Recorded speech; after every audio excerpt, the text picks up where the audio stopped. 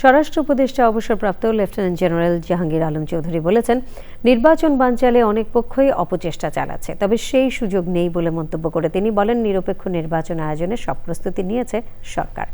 BGB দিবসের অনুষ্ঠানে তিনি আরও বলেন, সীমান্ত দিয়ে অবৈধ অস্ত্র প্রবেশ প্রতিরোধে বর্ডার গার্ড বাংলাদেশ তৎপর। মোস্তফা মল্লিক জানাচ্ছেন। নানা আনুষ্ঠানিকতায় পালিত হল ২২৭ বছরের ঐতিহ্যবাহী বর্ডার গার্ড বাংলাদেশ বিজিবি দিবস।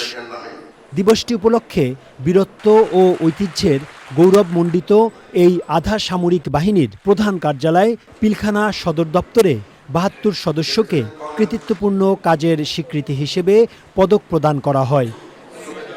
স্বরাষ্ট্র উপদেষ্টা বলেন, এই মুহূর্তে অন্য কাজের সঙ্গে নির্বাচনকে সবার আগে গুরুত্ব দিতে হবে।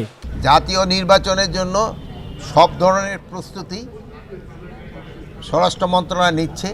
বিজিবিও আপনারা দেখছেন জাতীয় নির্বাচনের জন্য তারা সব ধরনের প্রস্তুতি তারা নিচ্ছে।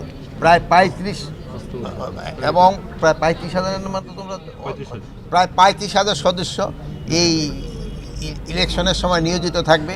ফ্যাসিস্ট যারা আছে তারা তো সব সময় এইটা বাধা দেওয়ার চেষ্টা করবে, কিন্তু আপনাদের সবার সহযোগিতায় যদি থাকে নির্বাচন সুষ্ঠু, শান্তিপূর্ণ এবং উৎসব মুখর হবে এবং সবার কাছে এটা গ্রহণযোগ্য হবে। আরেক প্রশ্নের জবাবে স্বরাষ্ট্র উপদেষ্টা বলেন, সীমান্ত দিয়ে অস্ত্রের প্রবেশকে বাধা দেয়া হচ্ছে। ২-৪টা যে অস্ত্রতে ঢুকতেছে না তা না, এবং ঢুকতেছে এবং এগুলি কিন্তু ধরা হচ্ছে।